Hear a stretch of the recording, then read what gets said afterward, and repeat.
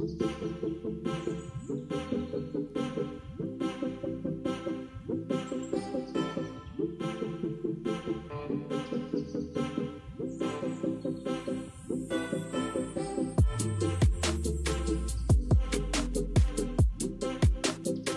Morning বন্ধুরা, আশা করছি সবাই খুব ভালো আছো আর আমরাও খুব ভালো আছি। মিতা লাইফস্টাইলে তোমাদের সবাইকে স্বাগত। আজকে যাব মায়ের বাড়ি। কাজের স্পিডটা খুবই বেড়ে গিয়েছে, তোমরা বুঝতেই পারছো। তো না, ভিডিওর একটু স্পিডটা বাড়ানো রয়েছে। তো যাই হোক, এখানে আমার ঘরটা মোছা কমপ্লিট হয়ে গিয়েছে। তারপরে আমি এখানে বারান্দাটা মুছে নেব। বারান্দাটা এখন অগোছালো হয়ে আছে। তো বাড়ির বউদের তো এটাই কাজ, সকাল হলে তো সংসারের কাজবাজ দিয়েই দিনটা শুরু হয়। আর বাবার বাড়ি থাকলে দিনটা অন্যরকমভাবেই শুরু হয়। তো যাই হোক, কাজ তো করতে হবে, নিজের কাজ তো নিজেকে না করলে কেই বা করে দেবে। আর এইদিকে একদম আমার গ্যাসটার অবস্থা একদম বেহাল হয়ে আছে, সেটা তোমরা প্রথমে দেখেই বুঝে গিয়েছো।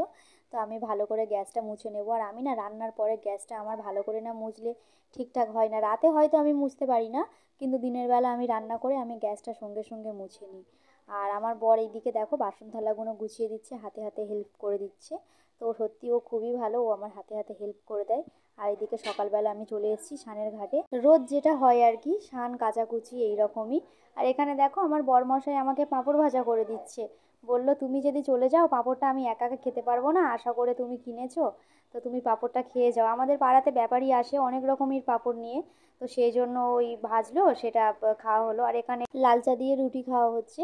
তো রুটিটা হালকা করে আমি সেঁকে নিয়েছিলাম লাস্টে, কারণ কাঁচা রুটি তো খাওয়া হয়তো উচিত নয়। তো চায়ের সাথে একটু সেঁকে নিলেই রুটিটা ভালো লাগে খেতে চায়ের সাথে। আর তারপরে বরমশাই চিংড়ি মাছ নিয়ে এসেছিলো, বলছিল কচু দিয়ে খাবে। তো সেই জন্য ছেলেটাকে বাড়িতে রেখে দিয়ে আমি এখানে কচু তুলতে এসেছিলাম। তো দেখছি প্রচণ্ড জল হয়ে আছে আর কাদা হয়ে আছে। স্নান করার পরে আর ভালো লাগে না কাদাইতে নামতে। তো কাদাইতে কি আর হবে, থাক, আর নামলাম না, কচুটাও তুললাম না। তোমাদের সাথে একটু ভিডিও করে একটু শেয়ার করলাম। তো আমি চিংড়ি মাছটা অন্য কিছু দিয়ে রান্না করব বাড়িতে গিয়ে।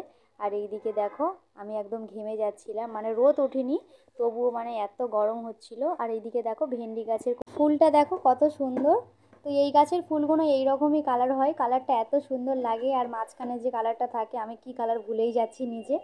আর এখানে দেখো আমাদের তুরুল গাছেরও ফুল বেরিয়েছে। এটা আমাদের গাছ নয় বন্ধুরা, আমাদের বলে ফেললাম, কিছু মনে করো না।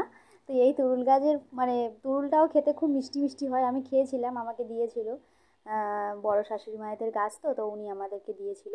আর এখানে দেখো কচি কচি ভেন্ডি বেরিয়েছে। তো এই যে অনেকক্ষণই দেরি হয়ে গিয়েছে ভিডিও করতে করতে। এবার বাড়িতে যাব, রান্না করব, খাওয়া দাওয়া করে আবার বেরোতে হবে মায়ের বাড়িতে। বেশি দিন থাকবো না, একদিন থেকে আমরা চলে আসব, কারণ আমরা এমনি একদিনের জন্যই যাচ্ছি। আর এইদিকে দেখো শিউলি পাতা, শিউলি পাতার বড়া খেলে না খুব সুন্দর জ্বর সেরে যায়। তারপরে এই যে সোনারপুর স্টেশনে আমরা চলে আসলাম, দুপুরের খাওয়া দাওয়া সেরে সব কিছু গুছিয়ে দিয়ে চলে এসেছি বাড়িতে। তো এই যে দেখো আমি এসে একটু ভিডিও করছিলাম, কারণ আমাদের সোনারপুর স্টেশনে দেখো কত সুন্দর করে এই সাইডটা ডিজাইন করা আছে 1 নম্বরের দিকে। তো ওই দিকে করা নেই, 1 নম্বরের দিকে খুব দারুণভাবে আগেকার বন মানুষদের ছবি এঁকে কত সুন্দর করে পাথর দিয়ে ডিজাইনটা করা আছে। এই দেখো আমি তোমাদেরকে একটু জুম করে দেখালাম। আমি হয়তো কোথাও আগে যদি বা যেতাম, আমি স্টেশনে বুঝতাম আমাদের সোনারপুরে ঢুকেছে, এই ছবিগুলো দেখে আমি বুঝে যেতাম যে হ্যাঁ এইটা সোনারপুরে ঢুকেছে। আর এই যে অটোতে উঠে গিয়েছি, তো চলে এসেছি। আজকে একটু একটু বৃষ্টি হচ্ছে, খুবই অসুবিধা হচ্ছিল স্টেশন থেকে অটো স্ট্যান্ডে আসতে হেঁটে হেঁটে, যেহেতু আমি একা আসছি, এরকমভাবে একা কোনো দিন আসিনি। তো যাই হোক, আর এইদিকে দেখো আমার মা কত খুশি, ইভান সোনাকে নিয়ে আদর করছে।